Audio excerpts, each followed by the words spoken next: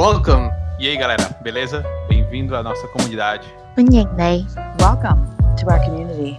Hey, what's going on, guys? It is OGC here. Today, we're going to take a peek at a few more artifacts and just kind of go over their general uses. So, welcome to Original Gaming Culture. I'm your host, OGC, or OGC Justice, or you can call me Vengeance, whatever you want. Whatever makes you smile, that's all I care about. So before we begin, please take a moment to like, share, subscribe. That helps out this channel tremendously. Thank you guys for your ongoing support. So for this, we're going to be looking at some artifacts today and kind of going over how each artifact has multiple uses. So in a previous video, we covered 4 artifacts. Let's see how many we make it through for today. So I think one of them that we'll do today is actually one of my secret favorites is the Mirror of Truth, which casts a reflection of troops onto the battlefield. Now, of course, like all artifacts, this one really shines once you get it to 5 stars because you can get so many more troops out on the battlefield, and all of those troops are going to be insanely strong. So I really do think that this is a wonderful artifact. I love it in the PvP events, or I'm sorry, in like the group raised Divine Trials, and in PvP events like the Dual Tower and Clash of Fate. If you have a stall side that you need more stalling on, it works great for that. Same thing with the archers. So for an artifact like this, it gives magic and stamina.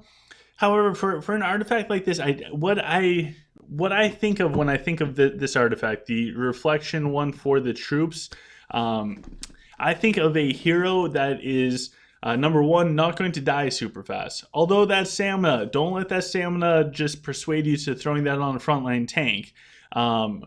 I think keeping the hero alive long enough to make use of this artifact, and probably the best time to use this is, again, there's so many variables, but probably towards the middle of a fight. If you use it at the end of the fight, it's not going to have any impact. It really doesn't matter. If you use it right at the start, in most situations, it's probably not going to help you out. But in a PvP, towards the beginning / middle, it might be able to help you out, especially on that stall side, or get some more archers or DPS out there for you.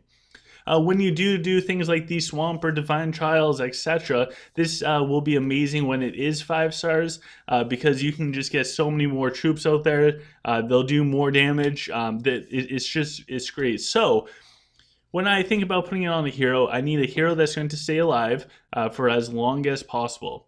So there's a few that actually come to mind. Any of those heroes that you can place and kind of stay back, those are the ones that I think of when it comes to this artifact. The reason for that is because they're going to stay in the backline and they should stay alive. So those ones include things like Avalon, Elena, Fenris, who else? Lunella, probably not, just because she does get a little too close for comfort towards the front line. And if you are playing humans, then you might not want to put it on Avalon. So what that leaves me with, and this is just for me, try it out for yourself on different heroes. It leaves me with Elena. So with Elena, there's a couple different options. You can go with a higher command type of artifact. You can put that on either Elena or Avalon if you play anything with humanoids. Otherwise, put it on like Gan. But the command will help with Elena's magic resist, or if you put it on Avalon, it will help with Archer Mastery, the aura for the humanoid health. So for me, I value getting more HP on my troops and more archer damage, so I would put the higher command one on Avalon or the Cilantro, and I'm perfectly fine putting the Mirror of Truth onto my Elena. So for the vast majority of time, Elena will stick around for a while unless the enemy Ophidius kind of targets her down. So it works out for me, and I really do like this artifact. On my other account, I have this at 5 stars. I love to use it. I look forward to getting this one to 5 stars. It's just going to take me a while. All right, so let's look at another one. This is kind of fun going through them all. Should we do the Cilantro? All right, let's do the Cilantro. So let's jump in. I love these Cilantro. I know that's not how you say it. Cilantro is a delicious food item, produce. It's amazing. I love it. Let me know in the comment section below if you guys like cilantro. I love cilantro. I could put that on everything. So for the Cilantro, which is how I call this artifact, it gives magic, command, and stamina. So a decent variety of stats. It just doesn't give might. So we'll go through this 1 star at a time, and we'll kind of determine who it could go on best depending on these stars. So at 1 stars, it gives 15% healing efficiency. It stacks with similar effects, so it does stack. So if I had this at 1 star, guys, I would probably put this on Vega if I do heals. Something like Vega or Tyranids, just because it can increase their heal, possibly even Viridin, because it can increase his self-healing that he does when he auto-attacks. Now, where I think this one gets a giant power buff, or a big spike in power, is once you get it to 2 stars. Now, even if you're a free-to-play player or somebody that puts minimal amount of money into the game, such as myself, compared to my colleagues and friends and enemies, I really I don't put nearly as much in. Getting this to 2 stars makes a huge world of difference, because once you get it to 2 stars, all of a sudden the hero becomes invulnerable. Nothing bad can happen to them for 10 seconds when their health falls below 20%, but they deal 80% reduced damage. That ability right there is what makes the Cilantro so good. And the reason for that is you can pick any hero and they're going to live for an extra 10 seconds no matter what. Now, if you are humans, this could be huge on Viridin, because Virion, because you don't want him to die. You don't want your sword resing Virion to die. So it works very well on him. However, there's more for humans. You could put this on Avalon, and you could place your Avalon more aggressive in formation. If you need an example of that, go watch the previous videos from earlier this week about how to build a good formation. So it gives you options, but at 2 stars, you want to put this on the hero that you want to live for as long as possible, and they don't deal damage. So for example, I would not personally put this on Jax.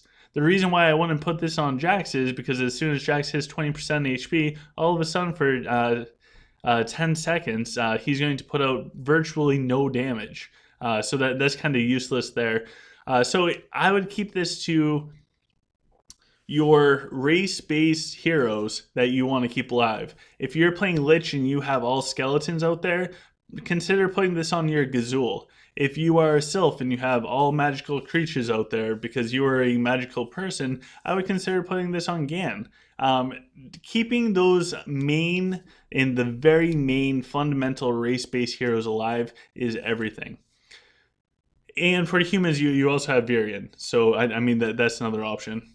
Now, as you get it up higher, at 3 stars, you have the unit bonus. So this is for your units. So this is actually where you'd want to put it on Vega. Please excuse me from earlier because that's the hero bonus.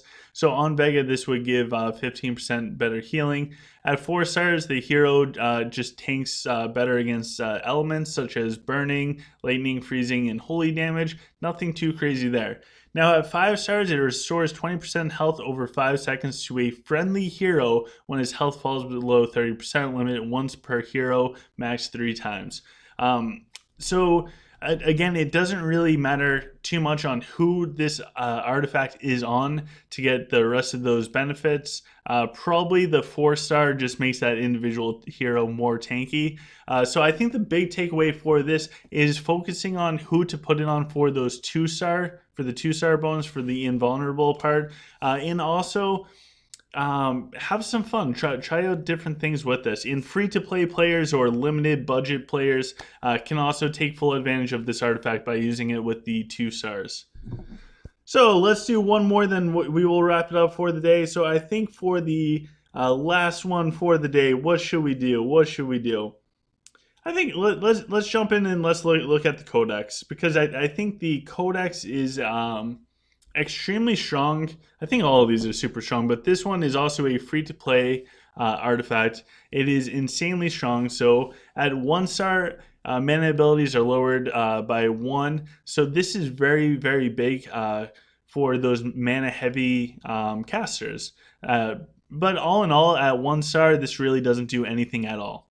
And also, this is clearly made for magic users because it gives 30 magic for the artifact. Once you get to 2 stars, it makes the hero invulnerable while casting mana abilities. So if you ever want to cast Vega and make sure that your Vega never dies while she is healing or doing the favor of the Sun God, throw it on Vega. I think at 2 stars, if you are very heavy with the Vega use, I think that this is a very good placement for Vega.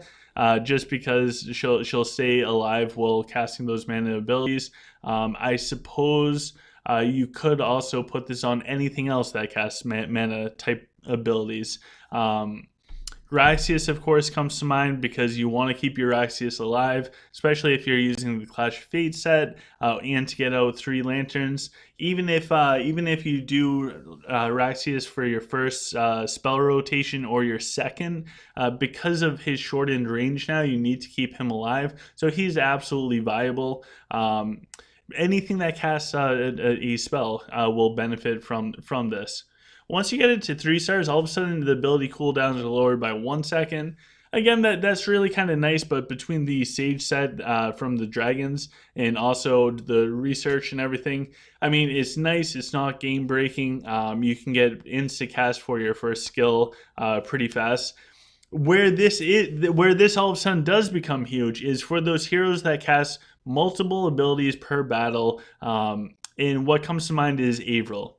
Avril is huge, especially with Siege, because you can do the 2 Blizzards, the 2 Ice Walls, the 2 Frost Novas, and you can just get her rapid cast going so much, especially hitting against empty walls or clearing out enemy troops before you get to the walls.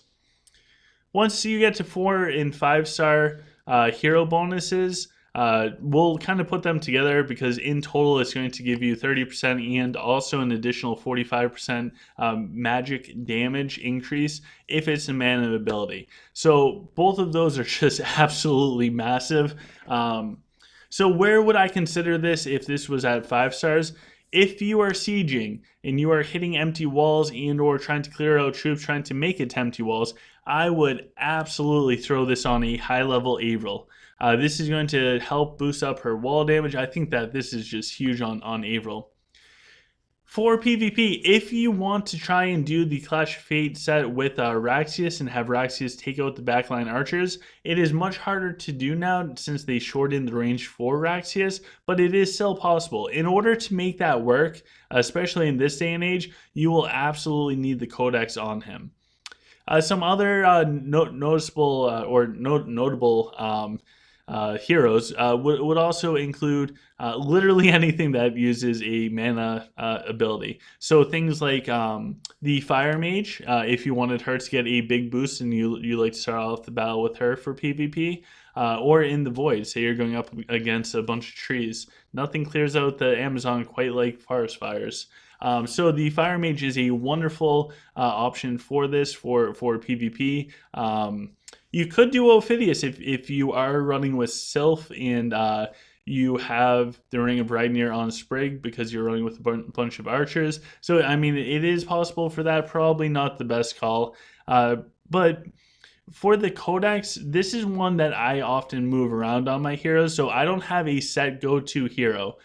For me, for PvP, I will leave it on my Raxius if I plan on using my Raxius offensively at all. If I don't plan on using Raxius offensively at all, I will put it on the Fire Mage because it will benefit her quite a bit. Now, anytime I do Siege, I do put it on Avril. So this, out of all the artifacts, I move around more than any other just because you can get different bonuses.